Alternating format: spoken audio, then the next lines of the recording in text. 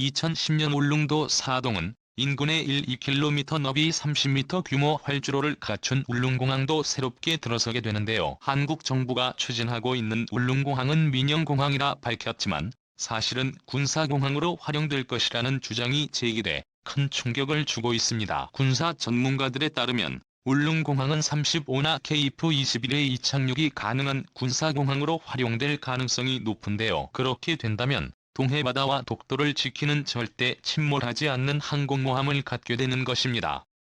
그뿐만이 아닙니다. 울릉도를 미사일 기지로 개발하여 현무 미사일을 배치할 가능성도 제기되고 있습니다. 울릉공항은 울릉도의 동쪽 방파제 외곽 바다를 매립하여 건설되며 약 66만 33억 원의 사업비가 투입됩니다. 50인승 이하 소형 항공기만 이착륙이 허용되지만 서울에서 울릉도까지 총 7시간에 달했던 소요시간이 단 1시간으로 줄어들게 되는데요. 오는 2025년부터 울릉도의 하늘길이 열리게 됩니다. 울릉군민이 그토록 염원하던 꿈과 소망이 40년 만에 이루어지는 셈인데요.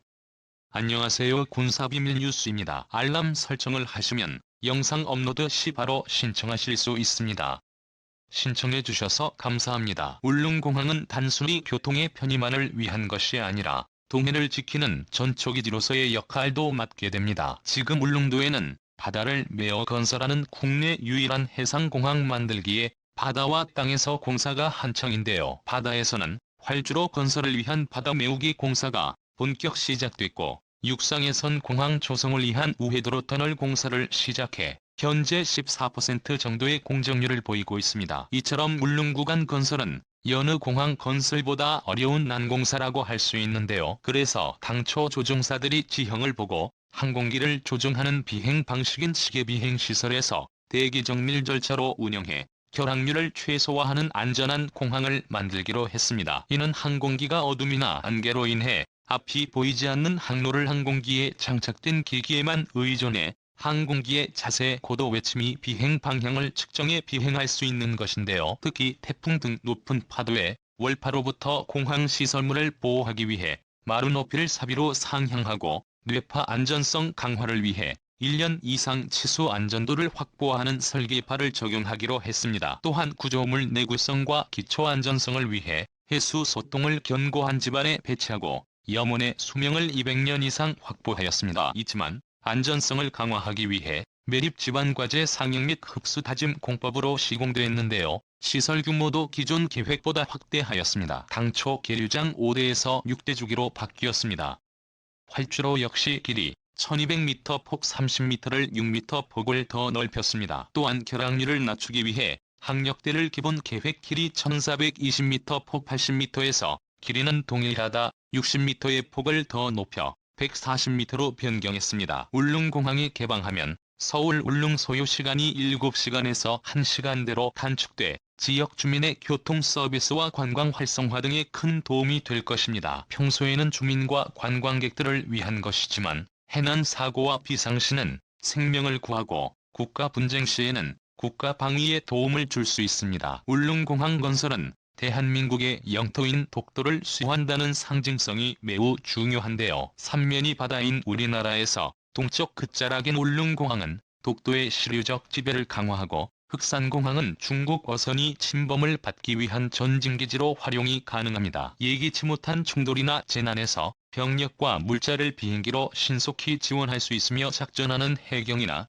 해군에게 헬기의 지원 기지로도 이용할 수 있습니다. 한편 울릉도에 미사일 기지를 건설하여 전방위 안보 위협에 대응해야 한다는 주장이 나오고 있습니다. 지난 21일 사거리 및 탄두 중량을 제한했던 한미 미사일 지침이 41년 만에 종료됐습니다. 한국은 사실상의 핵무기의 수준급 미사일 개발에 이미 성공했는데요. 지난해 4월 시험 발사 형사는 마하 10 이상의 속도로 목표 지점을 타격하도록 설계됐습니다. 지상에 떨어질 때 순간 위력이 전술핵 수준인 TNT 1킬로톤에 이릅니다. 지구의 운석이 충돌할 때 만들어지는 파괴력을 생각해보면 쉽게 이해할 수 있습니다. 탄두 탑재량은 리턴톤 정도인데 화약은 조금만 넣고 대부분을 중금속으로 채웠습니다. 이는 미국이 개발하다 중단한 신의 지팡이에서 단서를 얻었는데요. 의 지팡이는 인공위성에서 5톤 무게 텅스틴 막대기를 지상으로 떨어뜨려 운동 에너지로 목표를 파괴하는 개념입니다. 한국의 순항 미사일 개발도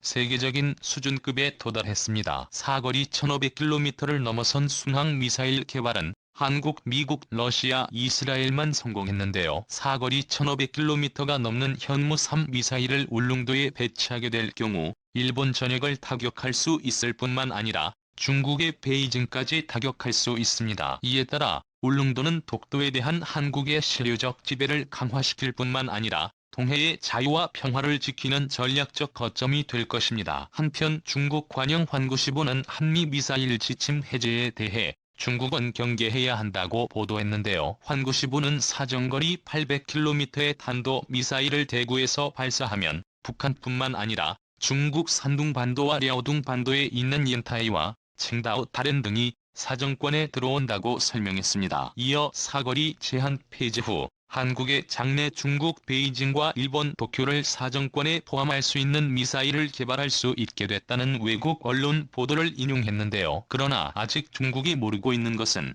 이미 한국은 사정거리 1500km의 미사일 개발을 완료했다는 것입니다. 또한 정부는 독도에 대한 영토 관리를 강화하고 기존 도서관과 서동의 기능을 분산하기 위해 울릉도의 사도관 확장 공사를 시작했는데요. 그로 인해 해군 함정 한 척과 해경 경비함 부처, 국가업 지도선 두 척이 상시 접안할 수 있어 중국의 불법업 단속 및 독도 경비가 좀 더 쉬워질 것으로 예상되고 있습니다. 최근 독도의 군사적 긴장감이 높아지는 상황에서 울릉도의 사동항의 군사적 가치는입니다. 내년이면 해군 함정 정방용 부두 400m, 해경 부두 175m, 여객 부두 300m 등 총 1015m에 달하는 접안 시설을 울릉도에 들어서게 되는데요. 이에 박병덕 건설사업관리단장은 사동항이 완공되면 해군 함정 한 척과 해경 경비함 두 척 국가업 지도선 두 척이 상시 접안할 수 있어 업지도 불법업 단속도 쉬워질 것이라며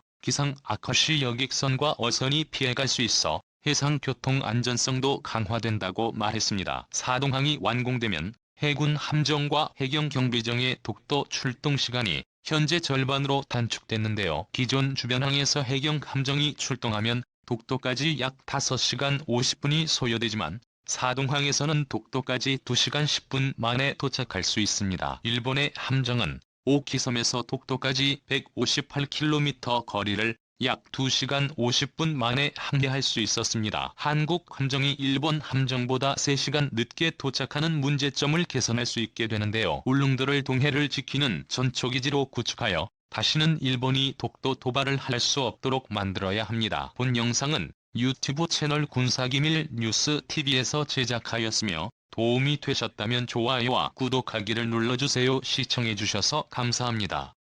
다음 영상에서